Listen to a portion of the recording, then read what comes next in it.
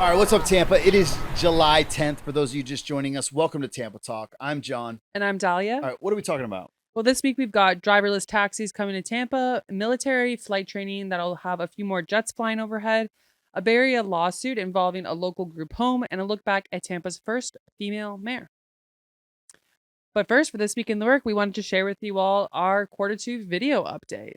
Yeah, so we haven't done this before. We always talk about what we've been doing, but this week, this video update of the entire, so this is this quarter in the work. Just stay tuned. We're going to play it right now and then stick with us because we're going to come back and we'll finish out the show like normal.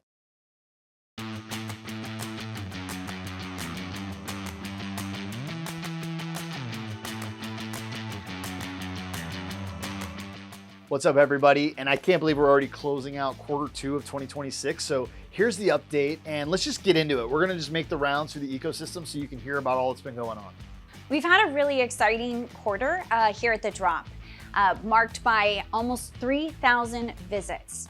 We've run about 1,800 showers, 716 loads of laundry. We've given out over 1,500 hygiene items, and a lot of people are receiving their mail here at The Drop and are getting access to Wi-Fi, to coffee, and lots of food. It's been really exciting to see our community continue to respond to what we're doing here. At the beginning of this endeavor, we wanted to create a table of radical hospitality. And this past quarter has been marked by an extended invitation to new community partners. We've put the call out and asked them to come and pull up a chair, and they've responded. One of our newer partnerships is with the tax collector's office. They send out a huge mobile ID bus. It's basically like the tax collector's office on wheels. And to date, over 100 of our friends here at The Drop and in the broader community have received replacement IDs, which is a huge stabilizing point for our friends. In addition to the Miles mobile ID bus, we also have the Metropolitan Ministries Brigade coming out twice a month. They've engaged with over 50 of our guests, enrolling them in different shelter opportunities, helping them to get bus passes, helping them to get food stamps and access all these different resources that are available to them. Hillsborough County Healthcare is another one of our new partnerships, and they've enrolled over about 45 to 50 folks in their program. Again, creating access points to healthcare and support that they need. In addition to this, we've seen a lot of just beautiful stories of transformation, people becoming employed in jobs that work for them. Friends of ours who are now staying at Tampa Hope in shelter as they continue to gain stability. We've seen about 4 enrollments into Phoenix House, Florida, which is a recovery program where folks can stay from 3 to 6 months and access that transitional housing, support, therapy, recovery, all of those things. And we are so thrilled to continue to build out this table. We have about 50 volunteers who are serving every single week, and we continue to see interest with that. So we're excited, we're grateful for the support, and we're excited about what's to come. Hey, this is Corey at WellBuilt Bikes with our quarterly update. But for starters, we have a new mechanic, Joan. Hi, I'm Joan. I started out working on my own bikes, doing the general servicing, and also taking a regular bike and upgrading it to an e-bike. I also have some experience with soldering and servicing internal gear hubs. I'm really excited to work it. So Joan's knowledge has already been invaluable servicing internal gear hubs and helping us figure out some problems with e-bikes that we've had come in. So that has been marvelous. Now, as far as our Earn a Bike program, this quarter we have serviced 39 people and reached a charitable value of about $14,000. Then our sliding scale program, we were able to help 40 people, totaling about $2,400 charitable value. And we actually had to postpone the entire Earn a Bike program for May and half of June because we ran out of bikes. So please keep the donations coming in so that we can keep it going. Once we fired it back up, it has already just been steamrolling through. One of the other new things that we have introduced at this shop is the Retrospec line of bicycles. They kind of fit in line with our values of having an affordable but decent product to ride. So God, they've got everything from cruisers to mountain bikes, gravel bikes, road bikes, single speeds. So come and check those out and let people know that we have it here for them to purchase. As always, we thank you for your contributions, and we will see you next quarter. Hello everybody, John here with the quarterly update. Letting you guys know that in April, May, and June, we had 78 markets where we served 1,175 families, and we gave them just over 25,665 pounds of food, okay? Now, just to let you guys know, we've had a couple issues with the truck that we've dealt with. We've had a couple markets that we've had to move the timeline back on the day of the market. We've had issues with the trailer where I've had to repair it, and we've had to actually cancel a market because of that. Okay, we've got the situation taken care of, but the main thing was the communication to let everybody know what was going on. Okay, we got that taken care of. Everybody still got their food. Everybody was still happy. Okay, we had, every once in a while, we have an issue with an individual, a neighbor that comes and they have issues. Okay, all of the volunteers that I've dealt with have been very, very good at dealing with issues or bringing the issues to light to me, and we deal with it. And they've been good at keeping people upbeat. Okay. I just want to say thank you guys very much for everything you do, for the heart that you have to do this. It shows. All of our neighbors see it, and they said they appreciate it. Okay. God bless you guys. Have a beautiful day. I'm Savannah with Well-Fed Community, and here is our Q2 update. We hosted our very first fundraising dinner. It was very successful. Thank you to everyone who came out, and we hope to see you at our next one. We have also hired Daisy and Mario as food educators. They are both currently enrolled in our Community Food Ambassador program and have backgrounds in education and food work. So we are excited to have them on our team. We have also expanded our Pay What You Can Cafe, Common Goods Cafe, to be available as a food vendor for special events such as the City of Tampa Earth Fair and the monthly market at the Root Awakening Recovery Farm. Finally, we reviewed all of our data from the last 5 years as Well-Fed Community, and we're really proud to share that in 2021, we did 7 cooking classes, demonstrations, and events. Back in 2025, last year, we did 105 cooking classes, demos, and events. And this year in 2026, we've already done 88 cooking classes, demos, and events, and we're only in Q2. So we continue to expand our education schedule and hope to see you at our next event. Please follow us on socials to see where we're going to be next. Hey everybody, it's Monica Petrella, the Homegrown Hillsborough Coordinator, which is in partnership with WellBuilt Cities. So this past quarter, we did a lot of really exciting work. The working groups are each kind of creating their own goals and strategies. The Food Access Working Group is specifically focused on the Healthy Neighborhood Store initiative, in which they partner with a neighborhood store up in the Sulphur Springs area to help bring local, fresh, healthy food, so to improve access and ideally health-related outcomes. So that's really great. Another cool program that we are celebrating this past quarter is we had our first cohort of emerging professionals graduate. And so for the past fall and spring, we had about 7 students from USF partnered with local organizations throughout the Homegrown Hillsborough network to help advance their professional development and learn some specific skills that can advance their career. It also allows them to decide whether they think a food system career is the right fit for them. I had the opportunity to represent Homegrown Hillsborough up at a conference, at the Urban Extension Conference in Detroit, Michigan, where I got to present the work that we do and the strategy that we have, and a lot of people were really impressed and inspired by it. So it's always good to know that the work we're doing locally is getting national recognition. And then lastly, I had the opportunity to present on a Tampa Bay Times panel talking about the work that Homegrown Hillsborough does, how that impacts our community, and how we can continue to provide leadership and professional development opportunities. So it was a great quarter and looking forward to the next. Man, so many incredible things happening around here. Love hearing from everybody. Hope you did too. One other thing that I'm really excited to say that we some of you will remember that we had something called the Conscious Party. It's like an open mic night, kind of an open source party.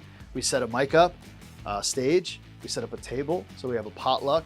People could bring whatever food they want, whatever stories, jokes, poems, whatever on the mic to share. And people share their beauty and their pain, and the real work of art is the mosaic of the night. It's one of my favorite things we've ever done. We just did another one. It's been kind of a few years since we've done one seriously.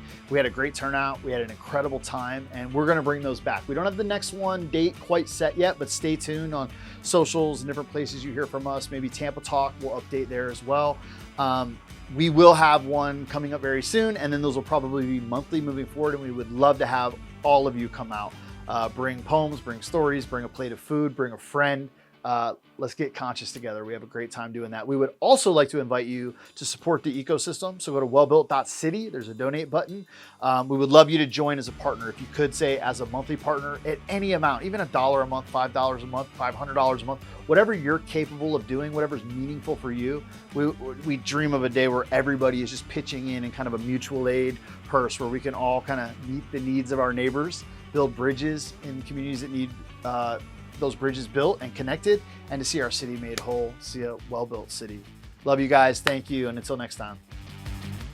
That was great. That was my Good, first right? time seeing Yeah, you it. hadn't seen it. Yeah, and it's always just so wonderful to see all the different faces in the work. Like even the people at the bike shop who I don't engage with so much, it's cool seeing them like step into the role and kind of share the update, and then even across just all the different initiatives. I just love seeing all the beautiful faces of the work that we do. Yeah, I'm a big fan of doing these. Hopefully, hopefully a lot of this was an introduction to you guys. We've been doing these video updates for quite some time. I think it was born out of just going, the newsletters, I don't feel like people are reading email newsletters. Yeah, and so let's just record them, and at least then we have the media piece. But we're doing them for several years now, and I think they've gotten better and better. And it's it is always cool to kind of hear from everybody. Absolutely. Wait a minute, let me back up. Let's go for it. Yeah, so this week in Tampa history, we're going to go back to July 16th, 1986. And so for those that don't know, July 15th is also the anniversary of Tampa's city. There's a couple different dates that float around there, but July 15th is one of them. And so July 16th is the day that Sandra Warshaw Friedman became Tampa's first woman mayor. She wasn't actually born in Tampa. She was born in Newark, New Jersey, but her family moved here when she was just 2 years old. Yeah, she graduated from University of Miami with a degree in government. Was an accomplished tennis player, winning city, state, and Florida intercollegiate championships. And at one point was ranked 5th in the nation as a junior amateur. Cool. And before coming mayor, she spent more than a decade on Tampa City Council, beginning in 1974. Sorry, I got confused in the dates there for a second, but it is the correct date. Yeah, 1974. As she later served as the council chair before taking the oath of office July 16th, 1986. And then Mayor Bob Martinez resigned following, or after then Mayor Bob Martinez resigned following his successful campaign for governor. She would go on to win the election in her own right twice and serve until 1995.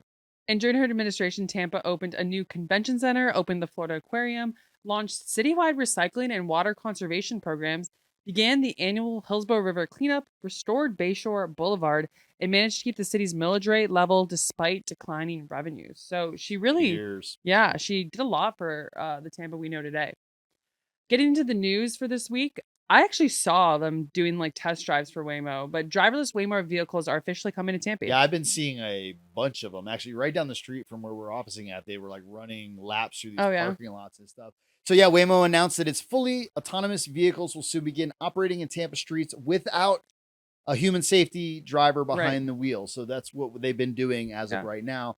They're about to go out without a driver. The company says that it has spent the last several months mapping local roads and training its technology specifically for Tampa's driving conditions. And so initially the rides won't be available to the public. They'll only be used by Waymo employees while the company continues testing a broader rollout.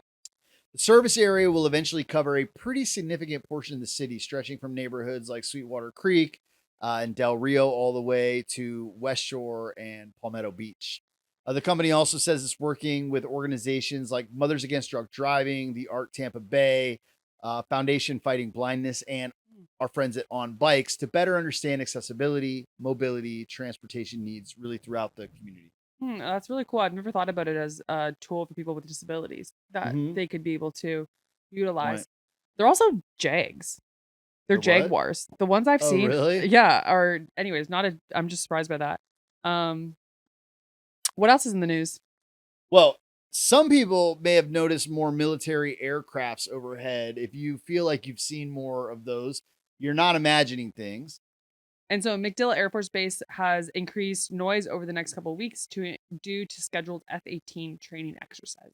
Yeah, the training will continue through July 22nd, and the busiest flight activity will be expected between 9 a.m. and 3 p.m. The aircraft involved are F-18 Hornets, the twin-engine supersonic fighter jets that have been serving in the U.S. military since the 80s. You want to hear a funny U.S. plane story that I have? I would love to. So I used to work in sports, and I was working a football game at the Buck Stadium, and it was a bowl game for like one of the college divisions. And I didn't know flyovers were a thing. Do you know flyovers were a thing? Yeah. Okay, so I didn't know flyovers. Oh, at the game. At the game, yeah. I didn't know flyovers were a thing. And so I'm standing like outside the stadium. And if you've ever been outside of the stadium when the flyover happened, it's kind of spooky because the plane is like super close. Yeah. And it flies over. And I didn't know that was a thing. So this huge military plane or whatever comes flying over. And I'm like, what's going on? Like, is everything okay? Like, why is this plane so close to us? And the person I was working with was like, it's a flyover. And I was like, what do you mean? And they're like, we do it after, is it every football game or before every football game? Lots of big events. Big events. Yeah. And I was like, what? And that was just another introduction to America that I had was other places don't do that. You know? Like that's not. Is that true? Yeah. I so if you don't know, that's not a common thought. Growing up, like, yeah, like, I don't know, NASCAR, you go to like a. Yeah. I now I've seen it a bunch. And I'm like, oh, I think I saw a stealth bomber. Yeah. I saw like a. Yeah. No, it was at FIFA too. They've been doing flyovers at the U.S. games. No, now I know it is like a part of American culture, but not knowing that, yeah, I thought we were under attack. Something is not good. Yeah. All right, what's happening around town this week?